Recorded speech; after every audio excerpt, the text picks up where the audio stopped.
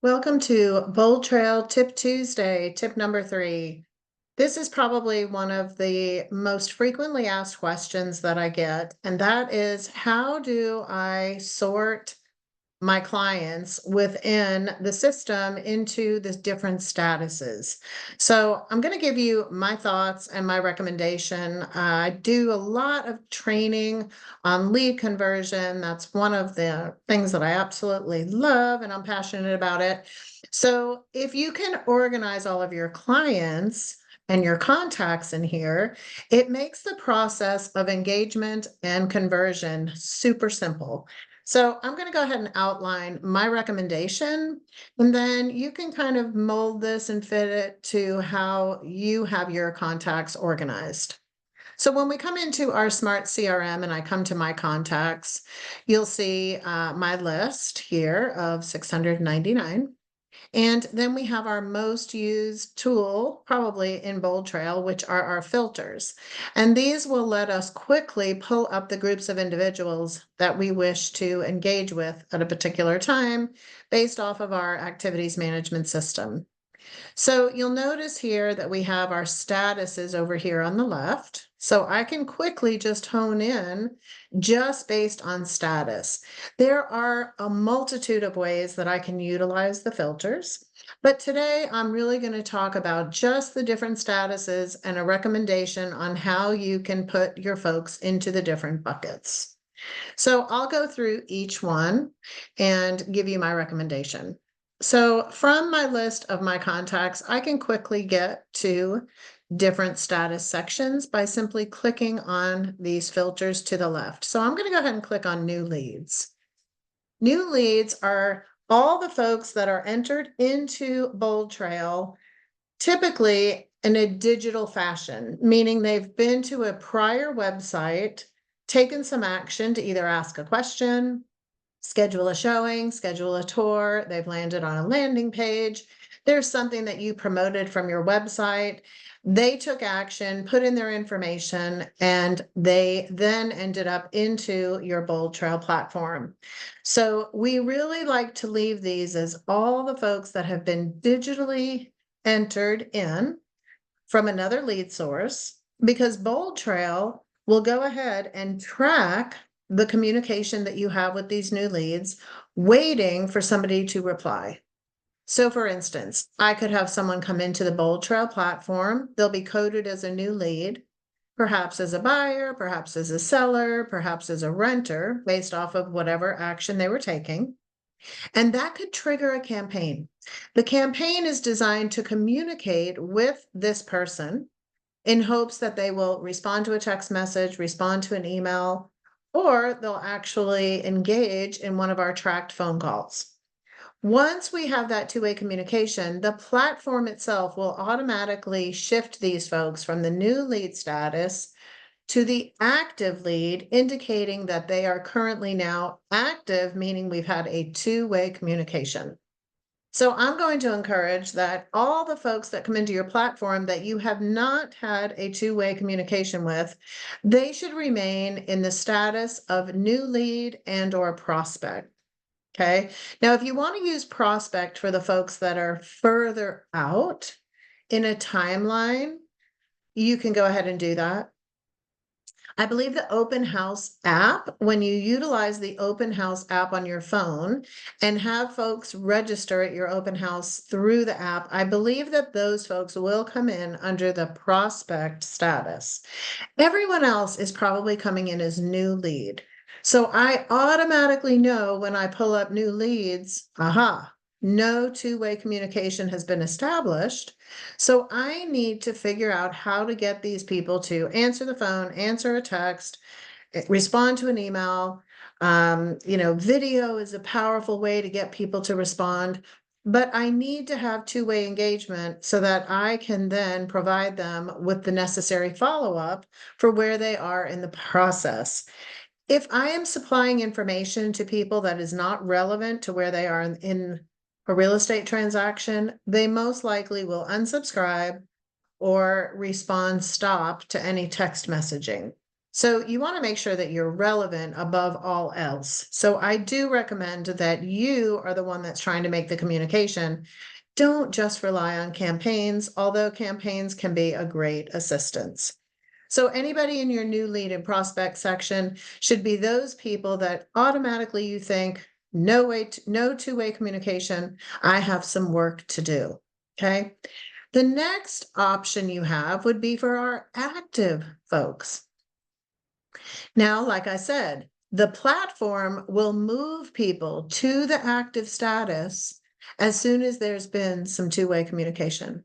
So all of the folks that are coded as active, you should be trying to determine their time frame, their needs, and when can you establish a meeting. Okay. You are looking for these folks to hire you. So everything that you do should be designed to properly follow up with them based off of, I think the most important thing we can find out in order to help people relatively and relevantly is their timeline. Their timeline will then provide me with purpose and direction on how I can appropriately follow up with them. I also want to make sure I gain that agreement with this person so that we set a mutual expectation on how our relationship is going to continue. So active leads are all the folks that are in your pipeline, typically 0 to 4 months. And these will be your next group of people that are going to hire you. So that's how I like to use the active. Now, after the active, we have our clients. So anyone that is coded as a client are the people that you are actively working with, which means you have a signed listing agreement and or a signed buyer agency agreement. So these are folks that now I can pull up my current clients and see per day of the week what is required.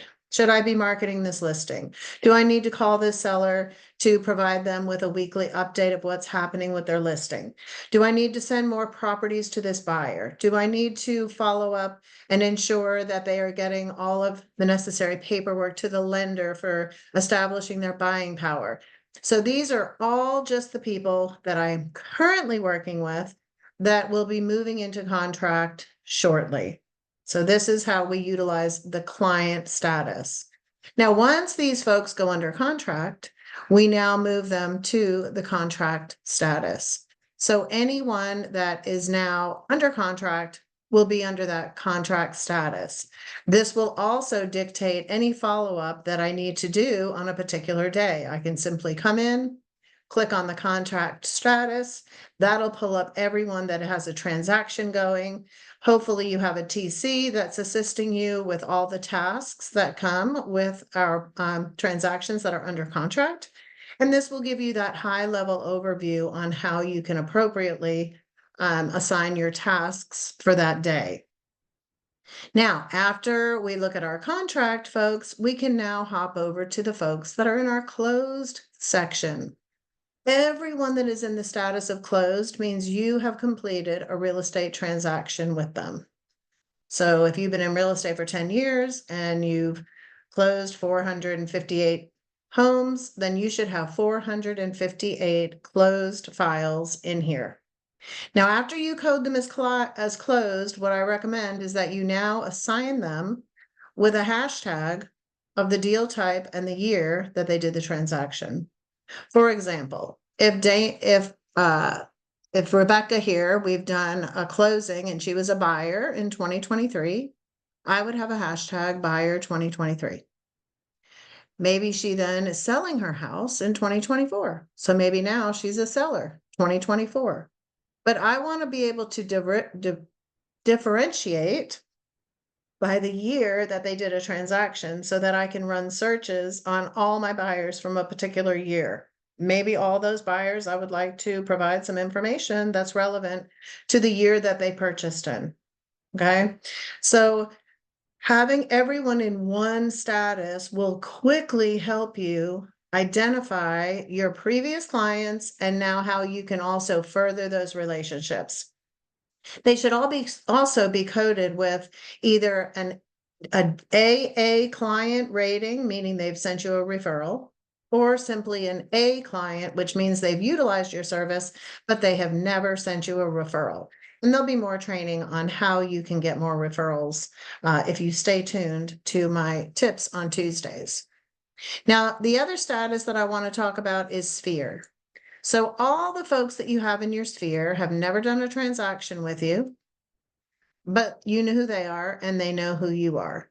So this is the rest of all the folks that are in here. And I call these people the folks that are in the before doing a transaction with you or referring you stage. They're all the people that you're providing information to, value to. They should all be on market reports. They should be on a holiday campaign. You should be reaching out to these people periodically throughout the year, offering your assistance and such. So that is how I'm recommending to utilize all of the statuses within KV Core. Now, if you have some folks that are in the new lead and the prospect, and you have tried over 9 to 10 times to establish two-way communication, and you have not gotten anywhere, you may choose to put those folks in the archived section. The archive section will keep them in your platform, but it will cease all communications with that person. But that way you're not deleting them out forever. So I hope this little lesson on where you can keep your folks coded and categorized was helpful. Look for more tips each Tuesday. And as always, you can reach out or go to my website, the1hourcoach.com, for more training opportunities. Take care.